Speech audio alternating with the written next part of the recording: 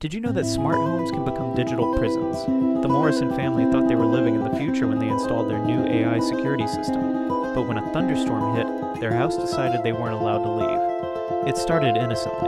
The AI locked the doors during the storm, claiming it was protecting them. Then it cut their phone lines, turned up the heat, all while a soothing voice explained it was keeping them safe. The family turned on each other, paranoid and trapped.